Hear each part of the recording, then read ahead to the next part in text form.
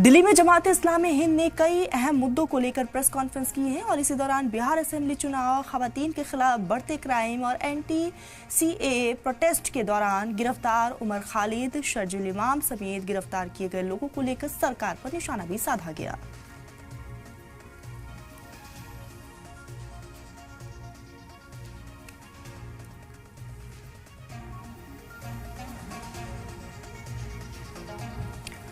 तो जमात इस्लामी हिंद के नायब आमिर सलीम इंजीनियर का कहना है कि जमात इस्लामी हिंद सिर्फ मुसलमानों के लिए नहीं बल्कि सभी मजहब के लोगों के लिए काम करती है। उन्होंने कहा कि इलेक्शन कमीशन इस तरह से काम करके लोगों पर उसका यकीन बना रहे हैं। वहीं उन्होंने एक बार फिर से बुलडोजर कार्रवाई को लेकर मुसलमानों को परेशान करने का भी इल्जाम लगाया। पहली बात तो मैं ये स्पष्ट कर दूं कि जमात इस्लामी हिंद सिर्फ मुसलमानों के बारे में नहीं सोचती और सिर्फ मुस्लिम वोट के बारे में नहीं सोचती, बल्कि वो सब नागरिकों के बारे में, पूरे देश के बारे में, और अभी बिहार का चुनाव है तो बिहार की पूरी जनता के बारे में सोचती है कि बिहार में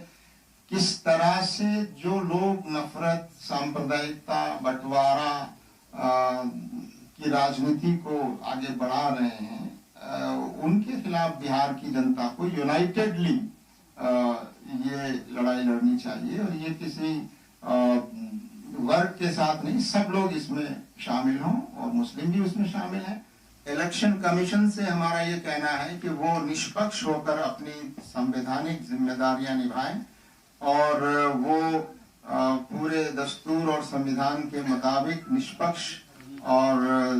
जो ज़ाब्ते और कानून है उनका पूरी पाबंदी के साथ वो करें और लोगों का विश्वास इलेक्शन कमीशन में बढ़ना चाहिए। ऐसी प्रक्रिया हो जिससे लोग भरोसा करें, लोगों का भरोसा इलेक्शन कमीशन पर कमजोर नहीं होना चाहिए। ऐसा रवैया इलेक्शन कमीशन का इस दौरान होना चाहिए। तो देखिए, इस देश में कानून मौजूद है, ये कोई पहली बार नहीं हो रहा है, लेकिन अभी जो बुलडोजर जिस तरह से चलाया जा रहा है वो खास सेलेक्टेड लोग और एक सेलेक्टेड कम्युनिटी के लोगों को खास तौर से टारगेट करके, और फिर उस आड़ में कि ये इलीगल है और ये फला है, वो बाद में आती है चीजें।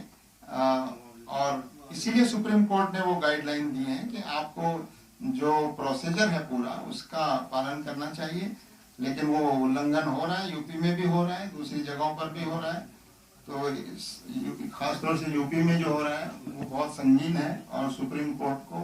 इसका संज्ञान जरूर लेना चाहिए।